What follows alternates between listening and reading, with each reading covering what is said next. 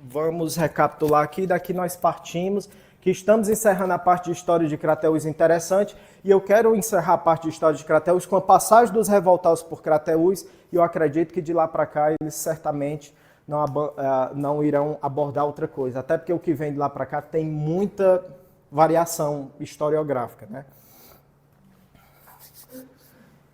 Primeiros prédios.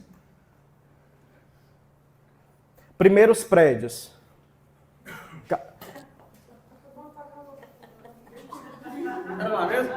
Era aqui mesmo. Era aqui. Primeiros prédios. Capela do Senhor do Bonfim, cadeia, início da construção da cadeia, 1843, foi até 1931, Padre Juvencio de Andrade constrói um novo prédio, funciona até 2019, que é onde há... Tranquilo? Tranquilo. Eu tenho aqui uma imagem do que seria a primeira cadeia de Crateús, só para ilustrar. Isso aqui é uma tela de propriedade do Padre Geraldo de Oliveira Lima, que diz que essa daqui é a cadeia de Crateús da época. Caio, existe outro prédio? Existe. 1904, o Mercado Velho. Essa foto é Crateús, viu isso aqui?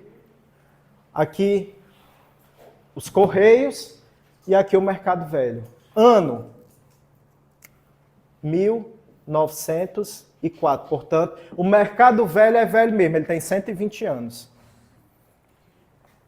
Nós vamos perceber aqui que a cidade já começa a tomar uma forma tão complexa que os habitantes da cidade eles veem a necessidade de escoar a sua produção.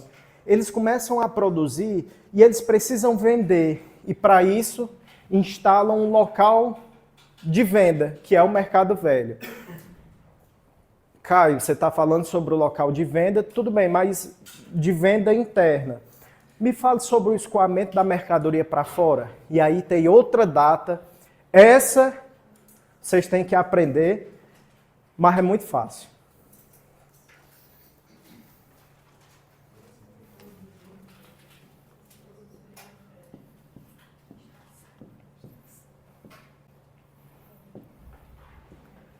É a vinda, a instalação da estação de Crateús.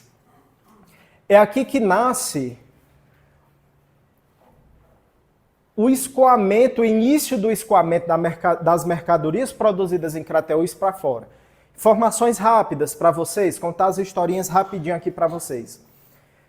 Crateús, a linha férrea, a estrada de ferro de Crateús fez parte do projeto da estrada de ferro do Porto de Camusim. Então começava em Camusim, cortava, vinha até Sobral, Crateús fez parte do trecho Sobral-Crateús. Aqui, inicialmente, morria a estrada de ferro inicialmente.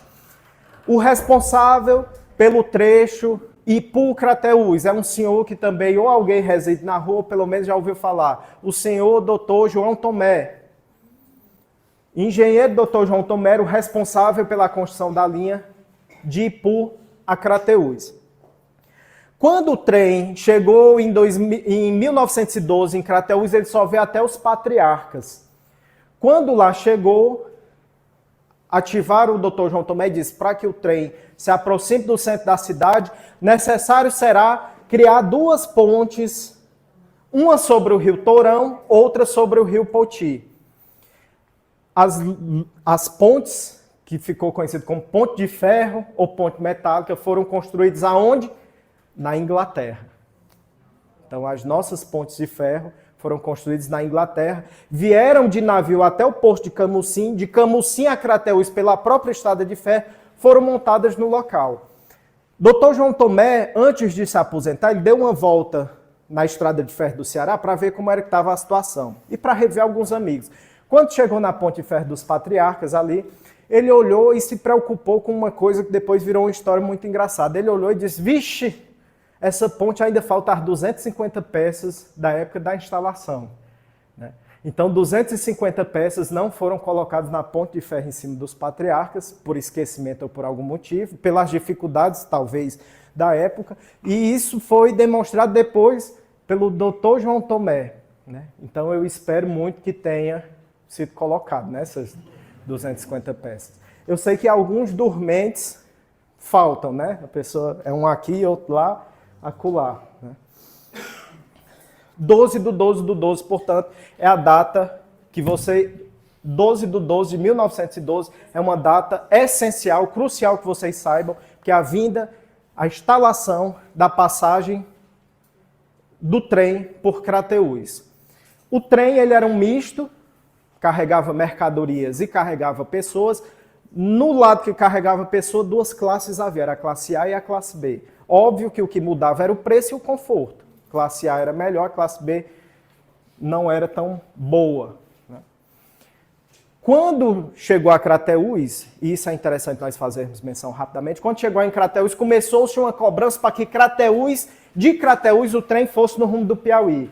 E assim, continuaram a construção, chegou primeiro no Poti e depois seguiu no rumo do Piauí, chegando até Teresina. Então vocês vejam que assim como no rio Poti, Crateús continua sendo o ponto do cordão umbilical que liga Ceará e Piauí. Interessante falar também de que quando chegou a Teresina, Crateús passou como os pontos central entre as duas capitais, Fortaleza e Teresina. Então ficou esse trânsito de mercadoria e de pessoas entre Crateús e Teresina. Caio, fale sobre outro ponto interessante. Instalação da diocese em Crateús. Professor, o senhor tem uns carocinhos d'água, por favor? Instalação da diocese em Crateús. Até então, até o ano de 1964, o catolicismo de Crateús, ele é ligado à diocese de Sobral. Vamos lá. Isso para que vocês possam...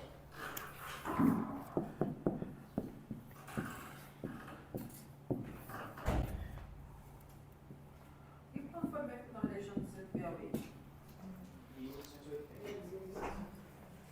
Quem foi que perguntou? Sei. Foi na permuta, na troca entre os estados.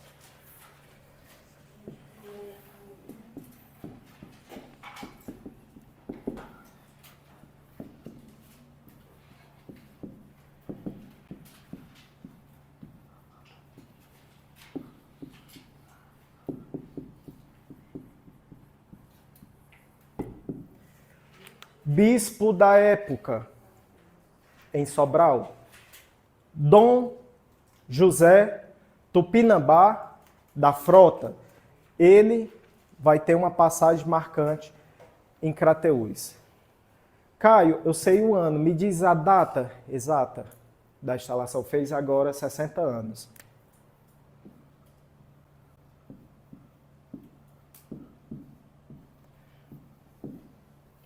9 de agosto de 1964 foi a data em que se instalou. O primeiro bispo, Caio, Dom Antônio Batista Fragoso. Então, primeiro bispo, Dom Antônio Batista Fragoso. Paraibano.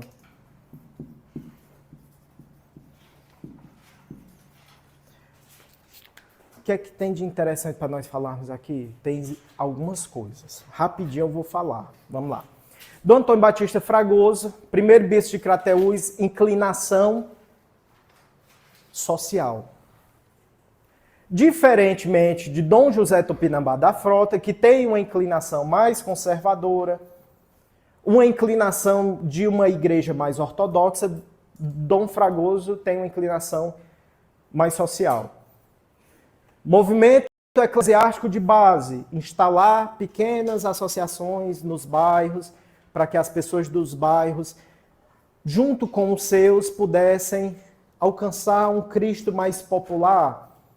Até anos antes, nós tínhamos as missas rezadas de costas e em latim.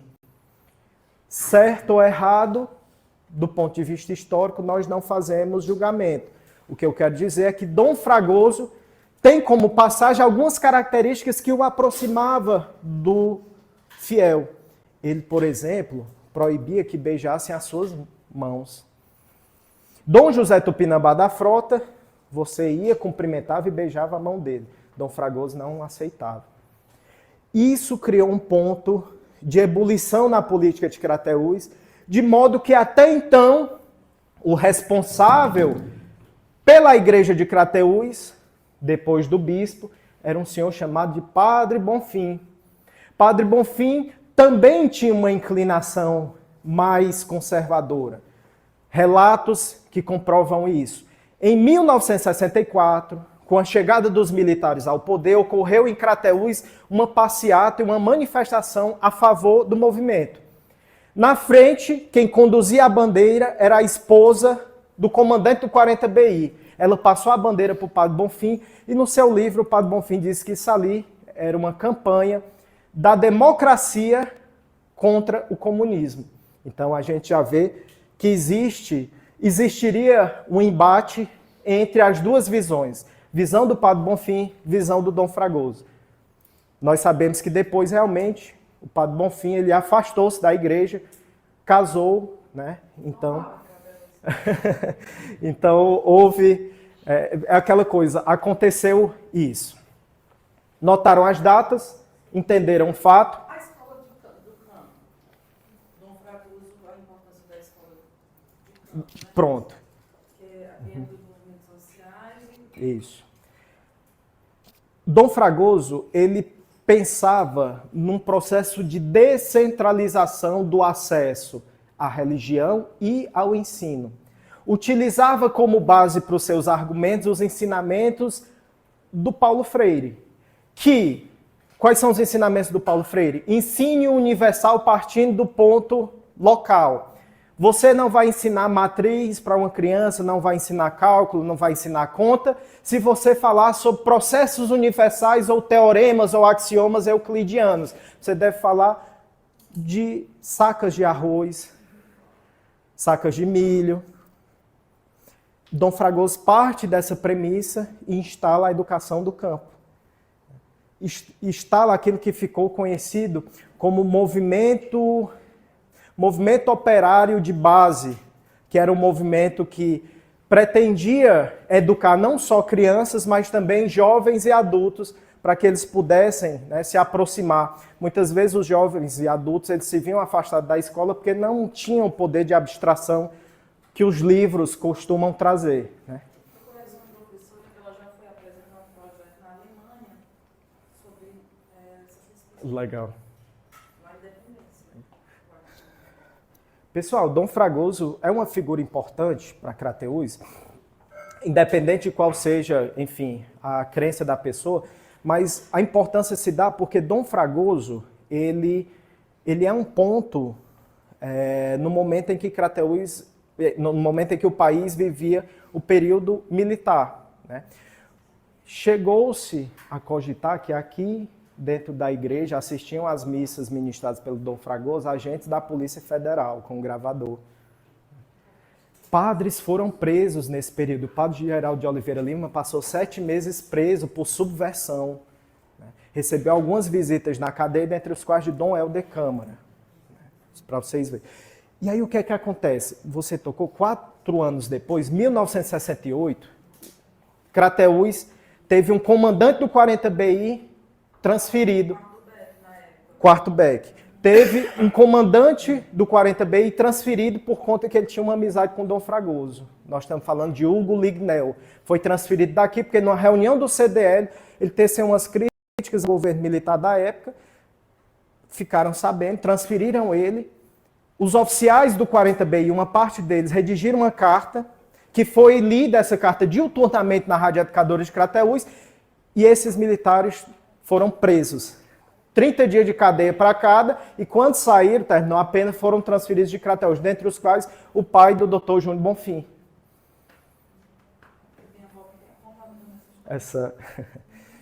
Então vamos lá. Caio, fale só sobre mais uma data importante. Eu pulei aqui, mas não há importância, eu ponho aqui. E aí nós vamos encerrar parcialmente a história de Crateús, vamos para os próximos tópicos. Me fala mais. Por que, por exemplo, Crateús é uma sede das Forças Armadas, né? Em Teresina e Barreiras. Pronto. Por que Crateús tem Um batalhão. Eu prometo a vocês que, para não cansar vocês mais, eu vou, a pedido da nossa colega, em homenagem à nossa colega aqui, eu vou falar só também sobre isso. Então, eu vou começar por 1926, para nós não se perder. E depois eu falo sobre 1955. E aí eu encerro a história de Crateús, porque vocês já vão ter todas as datas. Eles não estão nem com cão de cobrar outra coisa, além do que eu dei. Aí seria muito abuso da parte deles. Pois não. Ok. Então vamos lá. 1926. Qual é o mês, Caio? Bora para janeiro.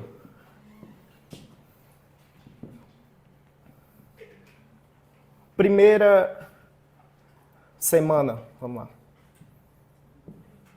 Primeira semana. Crateús é uma cidade ainda muito pequena. E aí apareceu nas ruas de Crateús, todo mundo se conhecia, apareceu um caboclinho que ninguém sabia quem era. Esse caboclinho perambulava, ia para um canto, ia para outro, e ninguém sabia quem era esse sujeito. Era um mendigo, né? Se apresentava como um mendigo, era um pedinte. Aí ele chegou lá na João Tomé, numa casa lá da rua João Tomé, na esquina, essa casa ainda existe. Aí bateu palma. Aí a senhora, pois não, atendeu. E o rapaz, numa fineza, numa educação, que começou a gerar uma pulgazinha atrás da orelha da mulher. Ele disse, a senhora poderia me fornecer um pouquinho d'água? Ela disse, fornece, senhor. Foi dentro, pegou a água, botou. E disse, esse rapaz é muito educado para ser um mendigo. Ela, desconfiada de que poderia ser uma vítima desse rapaz, esse rapaz está vindo só olhar o movimento da minha casa, mais tarde ele chega por aqui, eu sozinha, comunica a força policial. O delegado pega o rapaz e o tal do caboclo era o Capitão Pretinho, um dos membros da coluna Prestes dos revoltosos. Tinha sido mandado da coluna Prestes para ver o movimento da cidade, igual o filme lá do Alto da Compadecida, que o cabo se finge de mendigo só para ver o movimento da cidade. Ora, o delegado chegou e disse, capitão, assim que você gosta de ser chamado, conte a sua história que o senhor sai vivo daqui. Agora conte, tintim por tintim, o que diabo é que tu tá fazendo aqui. Ele disse, rapaz, eu vou dizer logo. Eu venho aqui para olhar o movimento da cidade, porque a coluna Prestes vai passar por aqui. Mas não se preocupe não, que nós vamos passar em paz. Nós vamos passar é porque um dos líderes deste braço do movimento, ele tem uma cunhada aqui em Crateús. Nós vamos passar só para ele fazer essa visita a essa cunhada, não se preocupe não que não vai acontecer nada. Ao delegado, me parece que tem muita sinceridade nas suas palavras, então siga a sua viagem. Ele foi para lá, quando chegou lá, disse, eu já falei com o delegado, tudo pronto, não se preocupe não que nós vamos passar em paz, vamos com Deus e partimos com ele, né? O delegado já passou um telegrama para a Força Policial do Estado do Ceará. Disse, amanhã a coluna Prestes chega aqui, viu? Eu quero reforço. O presidente da província na época disse, não se preocupe não. Está indo reforço para aí. 500 homens vieram para Crateús. 500 homens vieram para Crateús esperar na entrada de Crateús a passagem dos revoltosos. Deu o dia 14, do dia 14 para o dia 15, lá na fazenda Pastos Bons, que é a fazenda que liga Crateús a Sucesso, chegaram os revoltosos de madrugada. Ora, não deu outra. Os 500 cabos já estavam esperando ele aqui. De manhãzinha do dia 15, na manhã do dia 15, e aí a gente já vai precisar, na manhã do dia 15, Crateús amanheceu numa saraivada de bala. Era bala para todo canto. Começou na Praça da Estação. E foi seguindo. Tem uma imagem que eu não pus aqui, mas é interessante, é uma tela também do Padre Geraldo de Oliveira Lima, dos cabos da Força Pública de Segurança atirando lá de cima das torres da igreja, nos revoltosos. De modo que Crateús foi a única cidade do Ceará em que houve definitivamente uma baixa nos revoltosos. 2 morreram. Cabo Cabeleira e Tenente Tarquínio. Morreram ali perto da Rua da Pimenta, a atual Padre Macedo. Foram levados pelos companheiros e foram enterrados lá perto do bairro Ponte Preta, no tal do Cemitério dos Revoltosos.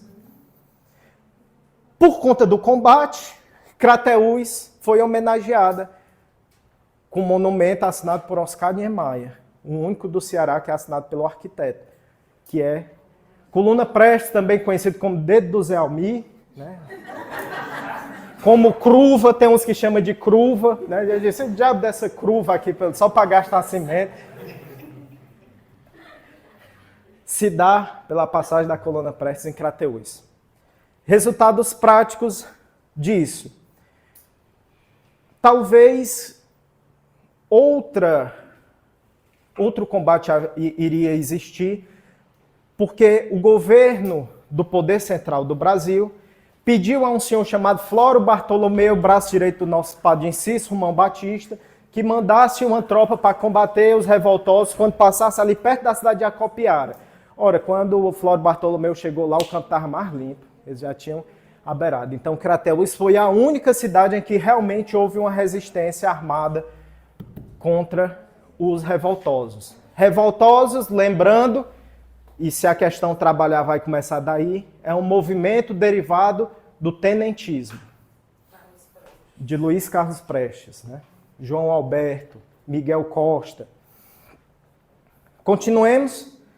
Para encerrar, em homenagem à nossa amiga, que pediu, que provocou, ela quer que a gente fale um pouco, e é importante a data, porque contribuiu para a formação de Crateús.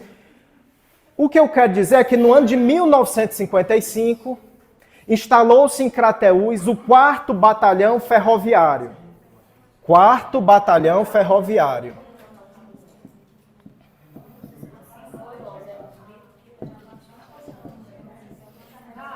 Oi. Derivado do tenentismo. Pronto. 1955, instalação do 4º Batalhão Ferroviário. Onde é que funcionou, Caio, esse batalhão ferroviário? Já era lá era não. Sabe onde era o batalhão ferroviário funcionou? Na Escola Lourenço Filho. Então, funcionou na Escola Lourenço Filho até terminarem a obra lá. Caio, alguma curiosidade a mais? Depois o 4º Batalhão Ferroviário virou o quê? 4º BEC. 4º Batalhão de Engenharia e Construção. Caio, e qual é a importância desse 4º BEC para a história de Crateús? Algumas. Eles construíram um pouquinho de coisa importante para Crateús. A barragem, o aeroporto Lúcio Lima, a rodovia que liga Crateús a Ipaporanga, o açude da Vaca Morta, tudo foi construído pelo 4º Batalhão, o 4º BEC. A ponte do 40BI, tudo 4º BEC. Aí você me pergunta, e o que é que Crateús, e por que daqui, parece que daqui foi para Bahia? Foi, por causa de uma pessoa chamada Antônio Carlos Magalhães. Era o maior político da época e era o cabo que tinha mais força. Então, pressionou para que o batalhão que estava em Crateús fosse levado para Barreiras, Bahia. Curiosidade, o meu avô nessa época trabalhava no 4º BEC, de modo que a minha mãe nasceu na Bahia, em Barreiras. E muitos crateuenses também aconteceram isso. Precisaram ir daqui para Barreiras, nasceram por lá, se casaram por lá, enfim. Que foram na época, né? 4º BEC. Com a desinstalação, Crateús passou, então, a denominação de 40º Batalhão